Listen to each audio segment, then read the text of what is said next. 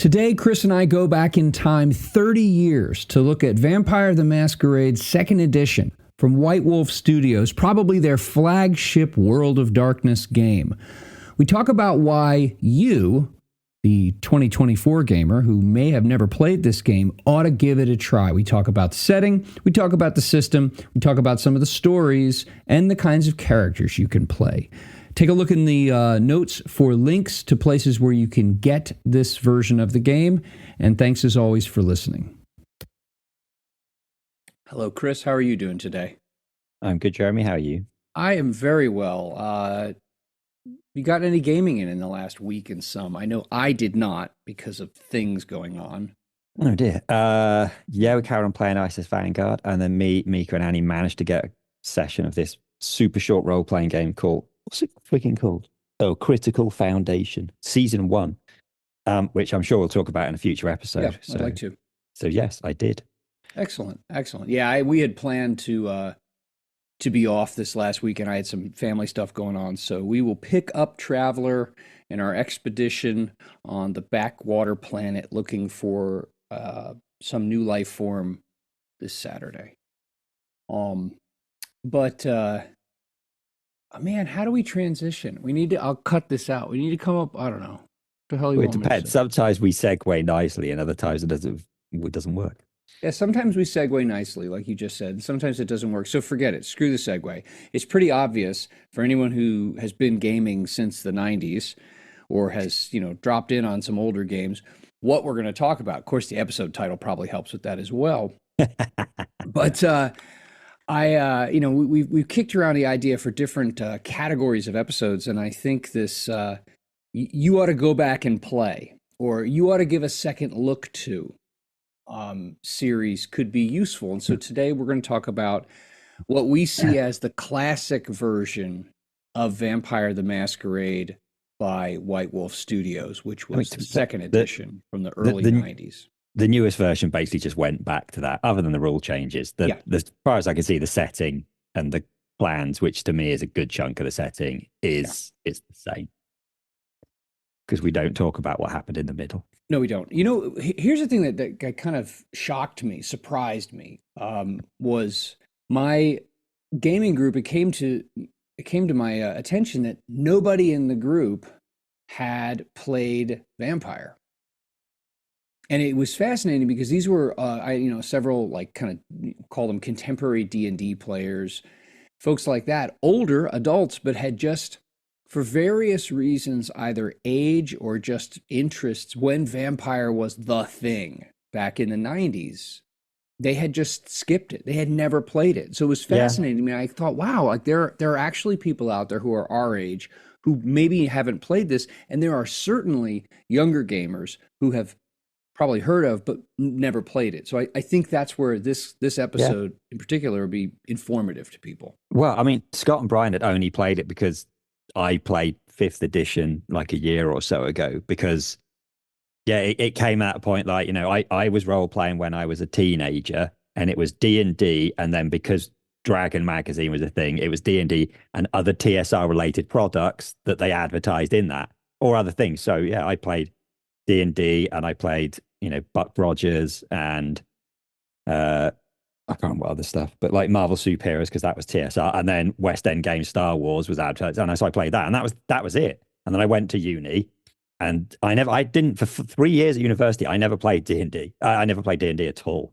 I was like, I can play other stuff. And one of the things that was there, and when I went into the local role playing shop and I talked to other people, it was huge. Vampire the Masquerade was massive.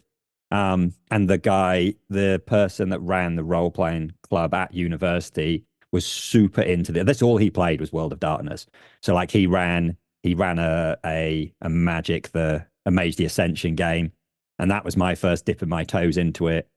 And then from there, there was a Vampire, and then I bought Werewolf. I never played it, but Vampire was the one that kicked it all off. Yeah.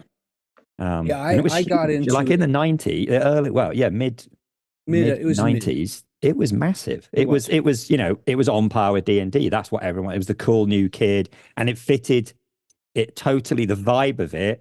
If you look at the art on mine, it fitted that time period. Oh yeah. Oh yeah, 100%. music. It's interesting actually. If you go back and if you find a copy of Vampire the Masquerade Second Edition, which has this lovely green, um, green granite cover with a rose laying on it, very very dramatic, and you flip through that and all the black and white charcoal and line art, it is it's like you're watching a Pearl Jam or like Soundgarden video. Like it's like style wise, everyone has like massive flowing hair and like oversized leather jackets, gigantic acid wash style jeans, heavy boots like Doc Marten. It's so 90s in its aesthetic. Um, Yeah. but I mentioned a moment ago that we haven't in a while really drilled down into the whole idea of system setting and story, which is part of like the tagline of this show. But Vampire really gives us an opportunity to do that, and we agreed here a moment ago to talk about setting, system, then stories, because I think the setting is part of. I think it's the one two it's the first it's the one of the one two punch Yes. that Yeah. made Vampire the Masquerade such an innovative, not even innovative, actually inventive. Like it created new. I want to I talk a think little that bit about the setting for folks who aren't familiar with it or maybe have just heard a few things. What makes Vampire the Masquerade so special as a setting?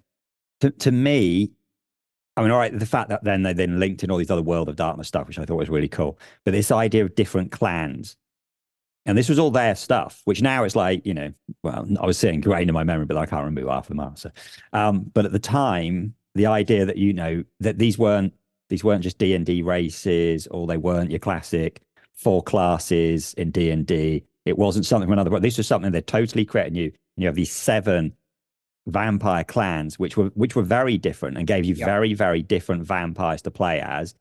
Um, and then that's a good chunk of the setting. Because even if you never go beyond that, if it was just the interplay between those clans all trying to one up each other in a city for who's going to be the most powerful clan, you could just go with that. Just that idea just in itself was a really good starting point. Now, there's Yeah. more beyond that, but that So to me is the key thing that makes Vampire is like the seven clans. yeah, so I think that's important. And to define those, I mean, what each clan is, you could say it has aspects of a class from class-based games, but it also has elements of like different races.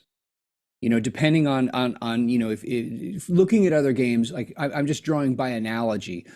So there are seven clans, and each clan has certain powers, like kind of quasi magical vampire powers Yeah. that are unique to or optimized for it, like are most common for it, and therefore easiest to develop over time. So you differentiate between the clans by the types of individuals who are brought into these clans, the types of individuals who these clans pick to turn into vampires, to embrace, as the terminology in the game goes. They are different. They are personality wise, worldview wise, and powers wise. They are distinct from one another. The thing that I find really fascinating about these is you're right. These are creations of the really clever people at White Wolf Studios from 30 some years ago, but they aren't created completely whole cloth. Each of these clans represents some aspects of different vampires from literature. Yeah. So, for example, over just behind your head is a really nasty looking one that looks like the vampire from the original Salem's Lot TV show. That's Clan Nosferatu, and they're very horrible and horrific looking. They're very corpse-like. Well, that's like the movie Nosferatu. Yeah. That's a type of vampire. Whereas Clan Bruja, which is like all about like violence and rage and stuff, that could be like Lost Boys or maybe Yeah, it is. That's what or they're Near lost. They're, Dark, they're something. they're punk rock. Yeah, They're yeah, yeah. the they're the So they're each the of the punk rock Ghana, anti-establishment. They yeah, don't play nice with each of others. the seven clans represents different tropes in vampires, in literature and film and otherwise.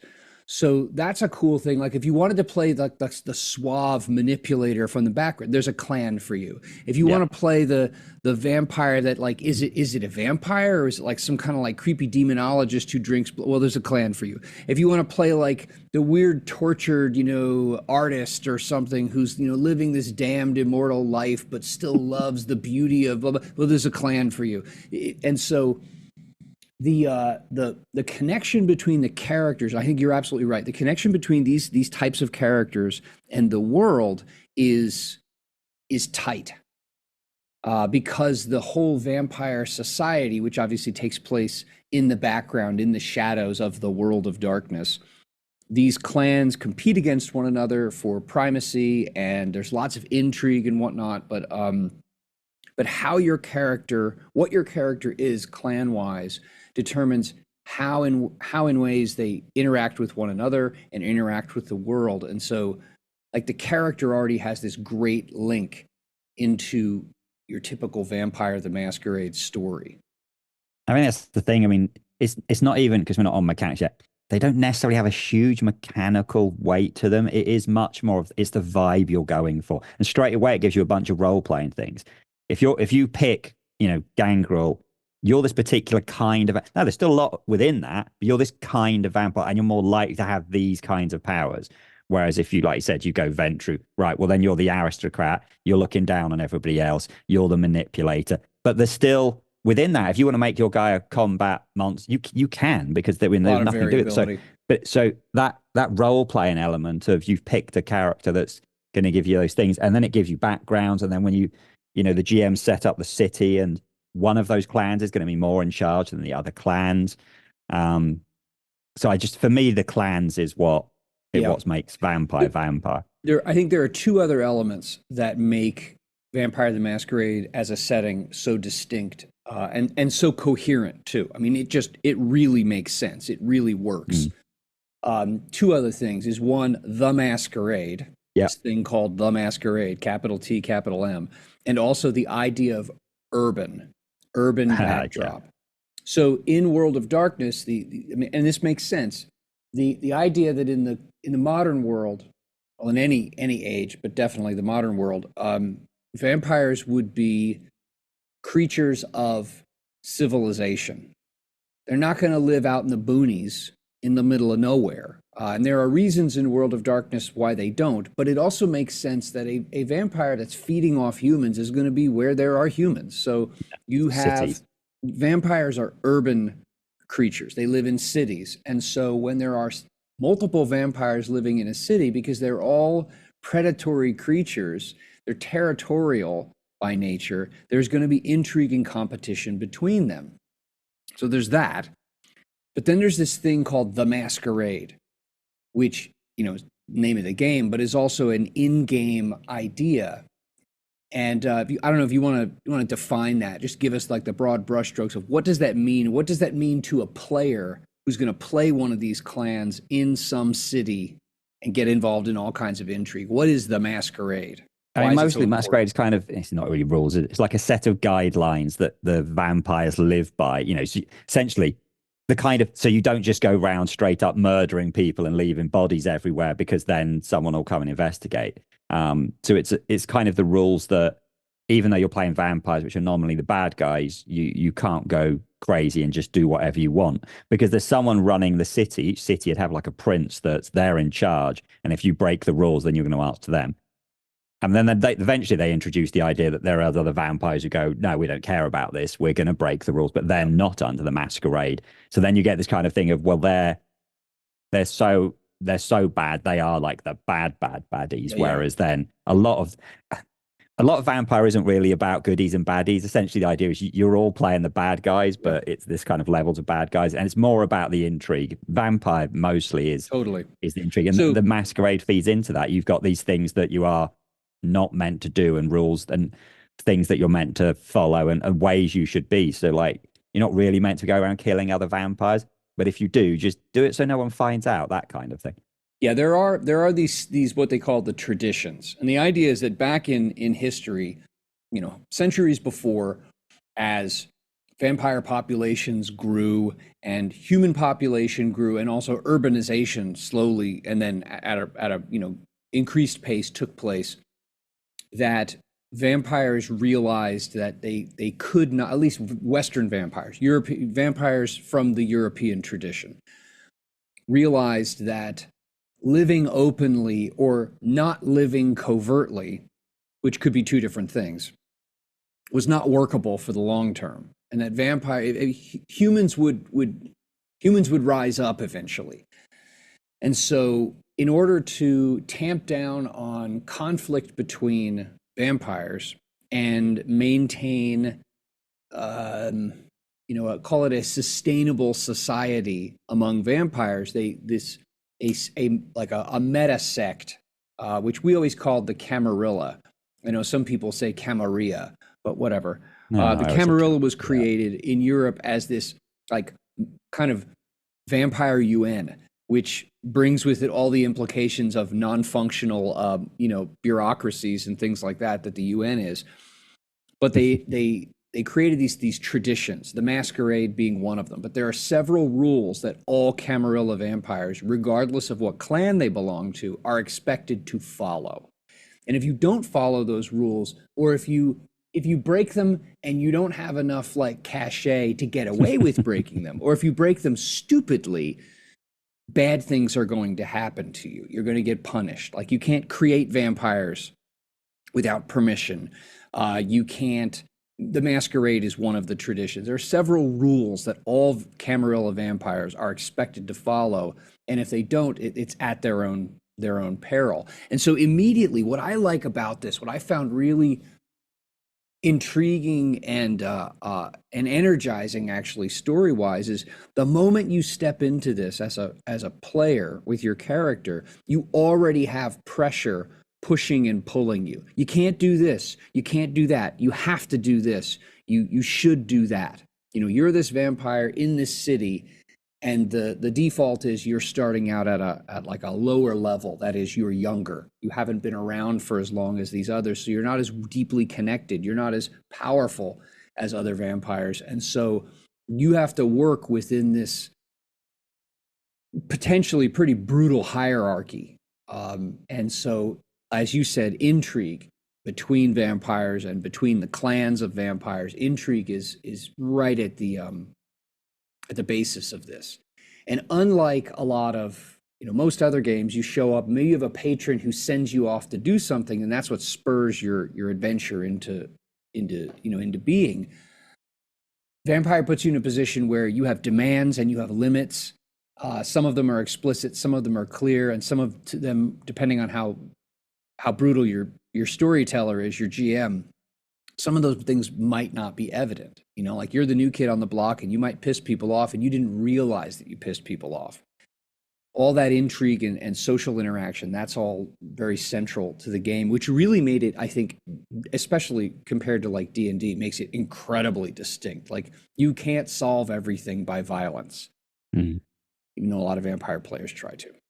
Well, one of the things about vampire is that you are still playing a vampire, and therefore your characters are superhuman. Yeah. And depending, some of them can do really crazy stuff. So yeah, it's how you set that up, and who the antagonists are. Because if the antagonists are other vampires, and vampires that are more powerful than you, then you've really got to be careful. Then it's the politics. Yep. But again, we're really talking about vampire as its own thing, but I'm pretty sure even in the starting book, the World of Darkness started with the idea that, okay, there are other things, there are the werewolves, and there's mages and other things out there.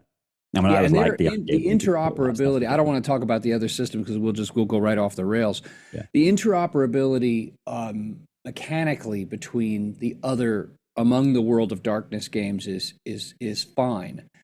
It's pretty easy, but you're right that in Werewolf there are vampires, in Vampire there are werewolves, but the spotlight, the focus on them is very different, because obviously in Vampire your main focus is playing a vampire. But let's talk a little bit about the system, because I found the system, when I discovered the game, to be refreshing, energizing, so compelling. Like it made me want to play because of all the different things you could do with it. Yeah. Um, so I mean, how definitely, I liked it because it was different to anything I'd played before yeah, me that I can too. think of. I'd played games where you roll more than one dice, but then I added them together against Star Wars. Yeah, But also the rules weren't super complicated. And essentially not your at all. rules is you come to do something, you look at your attribute, and there's 9 attributes, and even that was different because they've done the attributes like you have 3 physical attributes, 3 mental attributes, and 3 social attributes. That's 9 attributes. And they're kind of done as something that's like a force thing where you're doing something to someone else, something which is resilience and something which is finesse, which I don't remember it saying it that clearly in the original books, which now they kind of do, but that's what they were going for. And then you'd have skills. And again, your skills are broken down. But essentially, you take an attribute and a skill, both rated up to 5, and however many dots you've got in total is how many D10s you roll. So if you've got strength 3, and I don't know if athletics is a thing, but probably is 3, then you're rolling Athletics, yeah. 6 dice. So you take 60 10s and you roll 60 10s. Now in the original system, the difficulty was floating. So it could be a difficulty 5, 6, 7, 8, and you'd be rolling again to a different target number. And you're Um, rolling at or above the difficulty. yeah, And if you roll a and 10, the 10 counts as a success, and then it explodes and keeps exploding with tens. yeah, and then they've tinkered with this over the years, but that was our basic thing. And then you would also roll. So in the original, and this is one of the things they ditched in much later, in most of the later versions, is that you would then, for a damage roll, you'd also then, you'd roll the dice again, and then you'd have extra roll. But that's essentially it. That was the roll. I've got sat out 6. I'm going to roll 6 dice. This many hit the target number for the difficulty. Therefore, I did or didn't succeed. And it was like, wow, multiple successes, dice that do something different.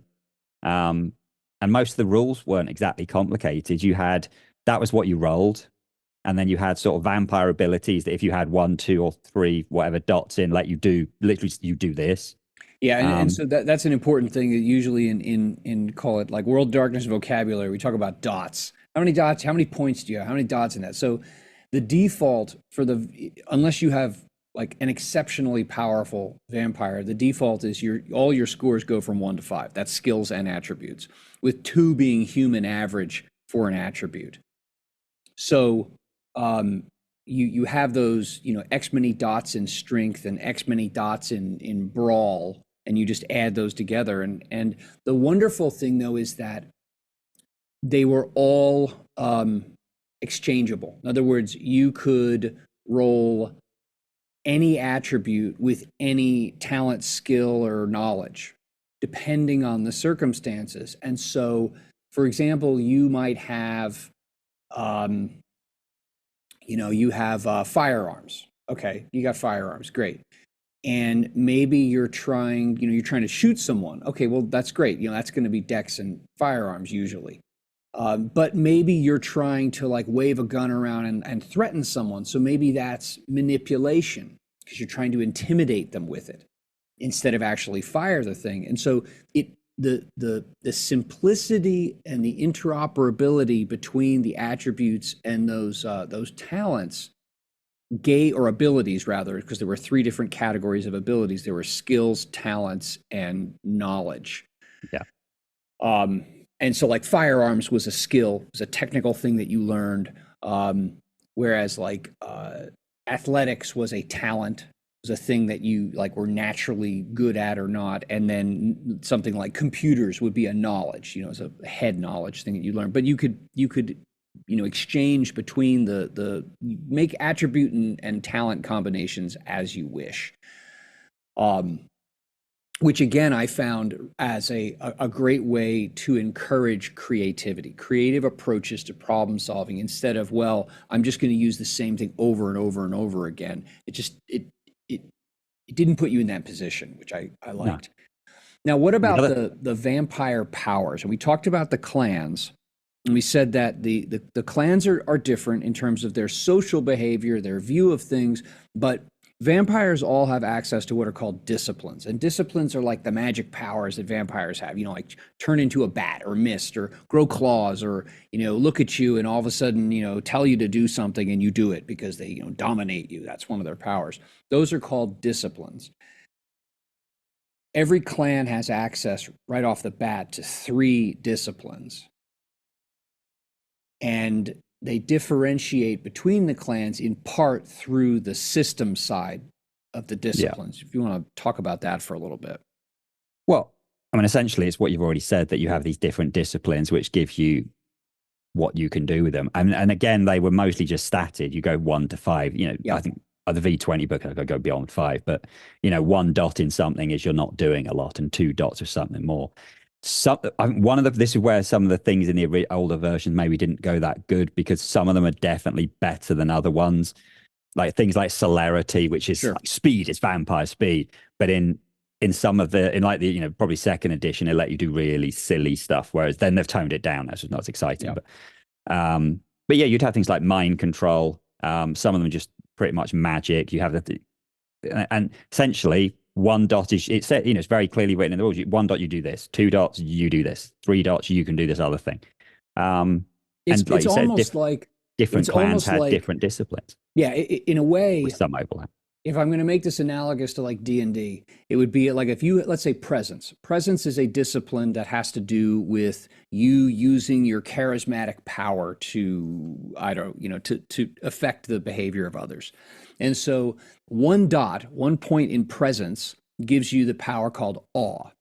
Anyone who has a single dot in presence can use awe, which is like you walk into a room and everybody thinks you're cool if you're successful. And so when you roll, and all of these, by the way, are attribute plus skill, depending on what power you're using. You roll, and depending on how many successes you get, is how effective the power is. The second level, 2 dots in presence, is the second level is called dread gaze, and that's where you can like look at someone and like bare your claws or your fangs or look all frightening, or I always used to say, however your vampire's personality was it doing something frightening that would scare the crap out of someone, or was it giving them the people's eyebrow and you just intimidated them, but you use that like the intimidating charisma. Yeah. And then level 3, I think, was mesmerize. So each of the points in each of the disciplines had a named power that was attached to it.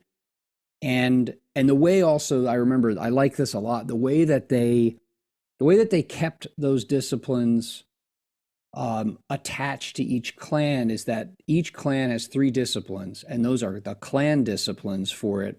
And when you spend experience to increase those are cheaper.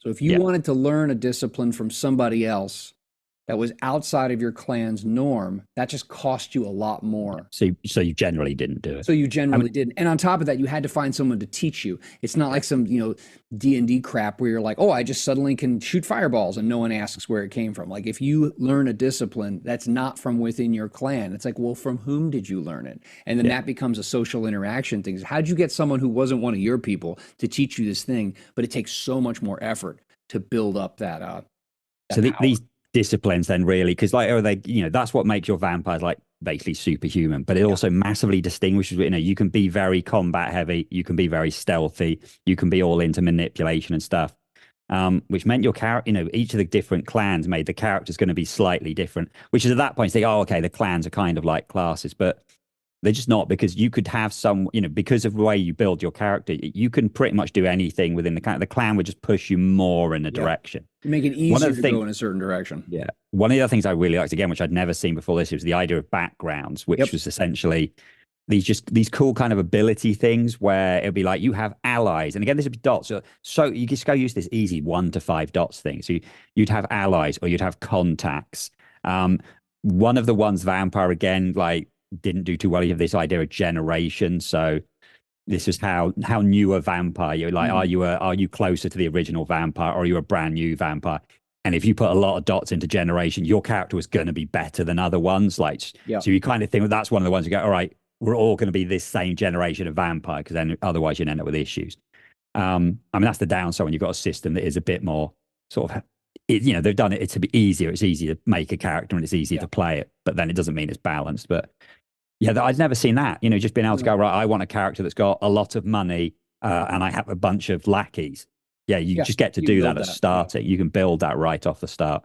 In a way, again, was something different I'd seen in other systems. In a way, actually, there's a little bit of overlap in this with Traveler, in that when you're done making a character, even though it's a points-based system, everybody starts with the same number of points.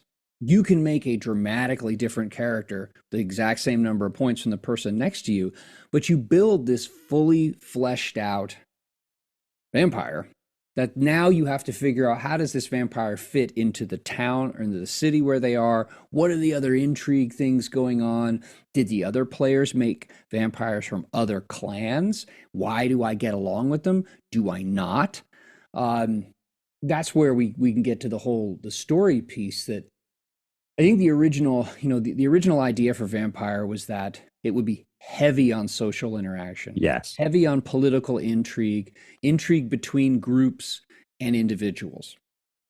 With this very, gloomy drama class listening to The Cure and Nine Inch Nails backdrop, and it can do that. I think a lot of players end up.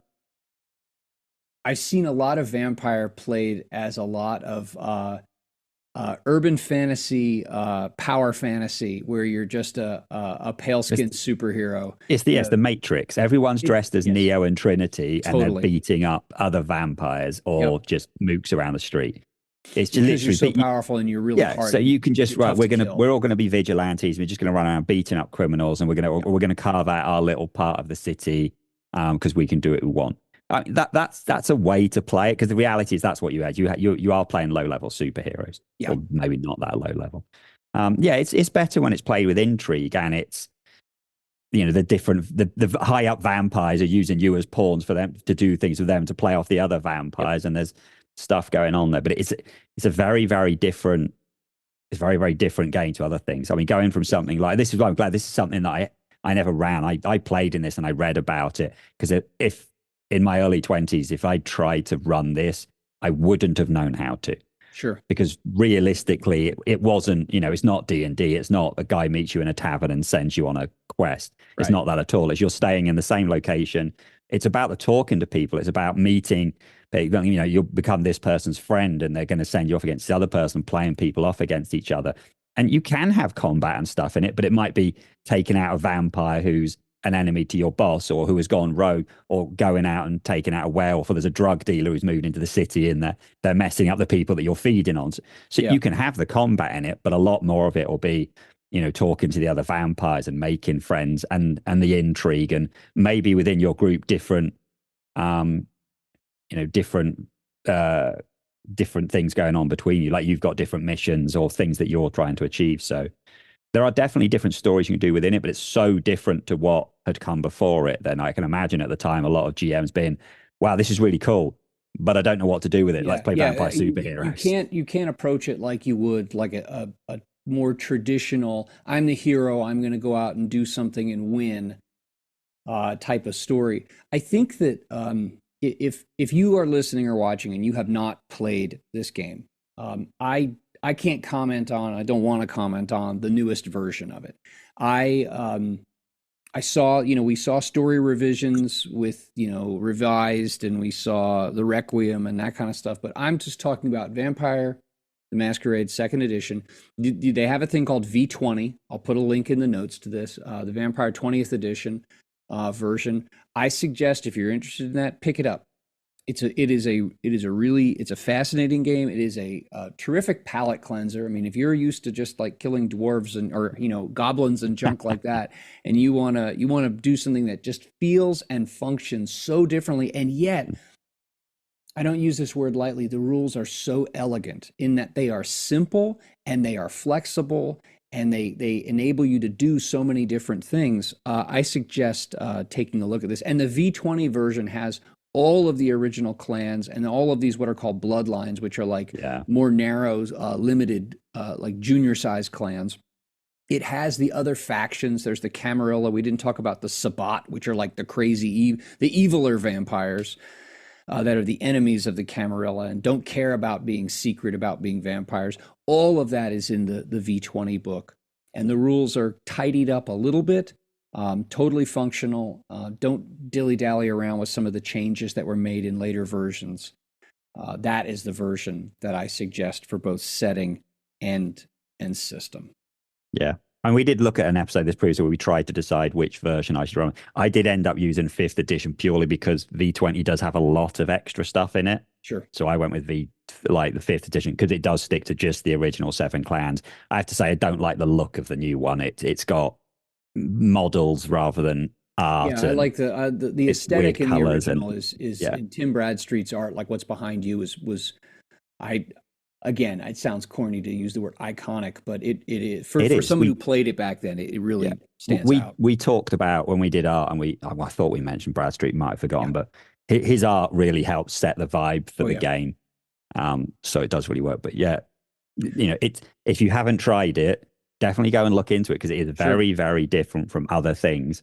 And yeah, it was a good system. It's a shame it's had sort of problems over the time. It isn't as iconic as it was sort of 30 years ago. But so check the links in the notes. Go take a look at this. Give it a shot. It is worth your time. It's worth playing.